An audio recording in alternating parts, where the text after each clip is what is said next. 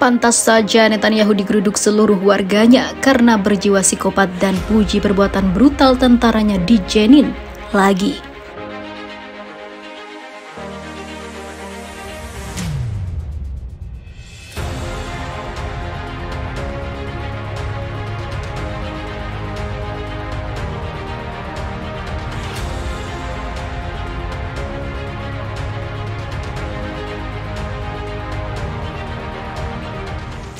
Bukannya berduka, Netanyahu berbahagia atas kembalinya aksi brutal yang dilakukan sekelompok tentara Israel di Jenin yang menghabisi warga Palestina yang diduga telah dihabisi warga-warga Israel sebelumnya. Diketahui warga atau pasukan Israel inilah yang berbuat onar terlebih dahulu.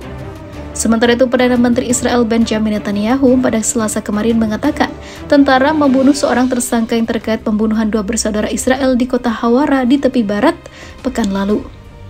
Tersangka itu tewas dalam serangan tentara Israel di kota Jenin yang memicu baku tembak, menewaskan sedikitnya 6 orang Palestina dan beberapa lainnya luka-luka. Dalam sebuah pernyataan di video, Perdana Menteri Israel Benjamin Netanyahu memuji mereka yang terlibat dalam serangan itu dan memperingatkan, siapapun yang menyakiti kami, darahnya ada di tangannya.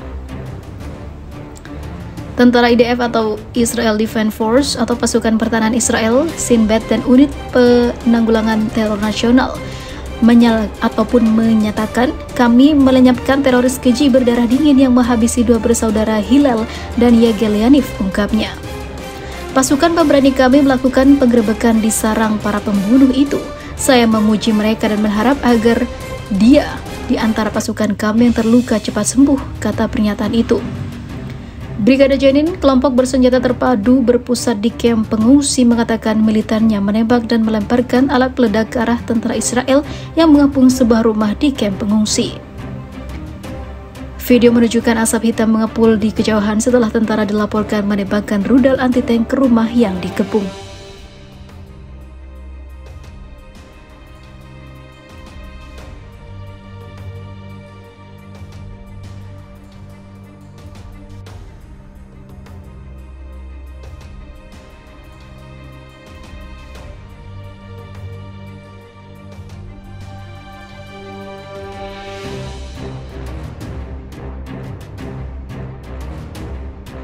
Intifada Jilid 3 bikin Israel dalam bahaya ganda.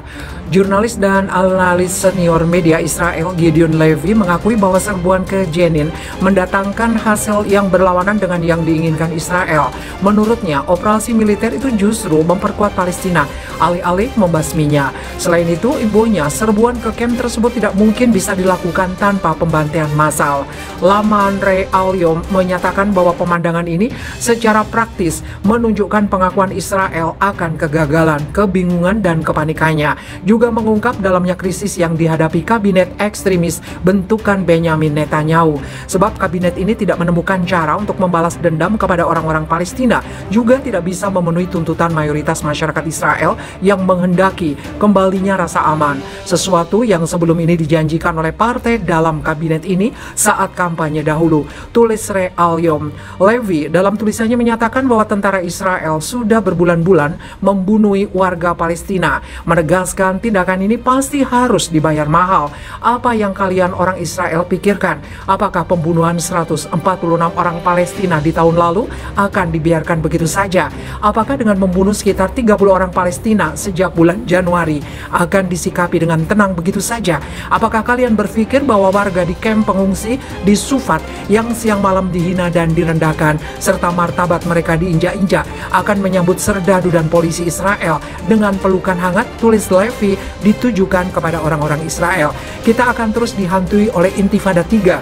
Sebab itu, segala bentuk operasi balasan dari Israel pasti akan kian memanaskan situasi di saat bersamaan. Keputusan pemerintah Israel untuk menjatuhkan sanksi dan hukuman kolektif terhadap orang-orang Palestina demi memuaskan dahaga kelompok sayap kanan radikal juga akan memperluas konflik dan membuka pintu untuk terjadinya sebuah ledakan besar, pungkas Levy. Sementara itu, rangkaian peristiwa di atas membuat tensi ketegangan terus meningkat di kawasan itu. Ditambah lagi, perundingan damai antara Israel Palestina yang tidak menemui titik temu akibat pelanggaran di kubu Netanyahu. Dikhawatirkan ini adalah adegan dan pembuka bagi Intifada Jilid 3. Intifada yang berarti perlawanan telah didengungkan oleh Hamas sejak bulan lalu. Diberitakan Jerusalem Post, Hussam Badran, juru bicara Hamas di jalur Gaza, mengatakan konfrontasi langsung antara warga Palestina dengan Israel semakin dekat. Pemicunya tidak lain adalah pembangunan pemukiman Yahudi yang membabi buta oleh Israel. Di berangusnya perekonomian dan kebebasan warga Palestina, pejabat Hamas yang lain, Musir Al-Masri, mengatakan warga Palestina kini tengah bersiap untuk intifada baru. Dia memperingatkan Israel untuk tidak melakukan tindakan bodoh terhadap warga tepi barat. Dia juga menuduh otoritas Palestina pimpinan Abbas Lembek tidak mampu berbuat apa-apa untuk melindungi warganya.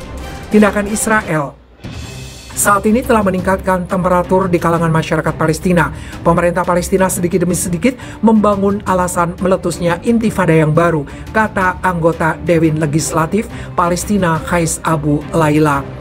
Palestina pada 8 Desember 1987 menewaskan 4 orang penumpang. Rumor lantas berkembang tank itu sengaja melindas mobil warga. Aksi perlawanan besar pecah, massa yang marah melempari tentara Israel dengan batu dan molotov.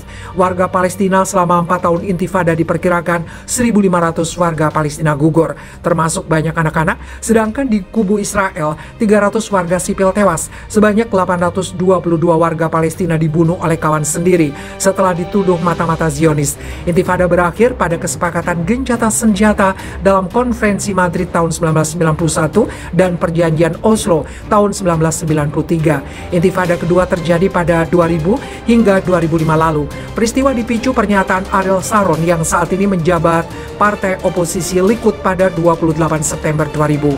Sharon yang sedang kampanye mengunjungi Temple Mount atau Haram Al-Sharif, tempat Masjidil Aqsa berada.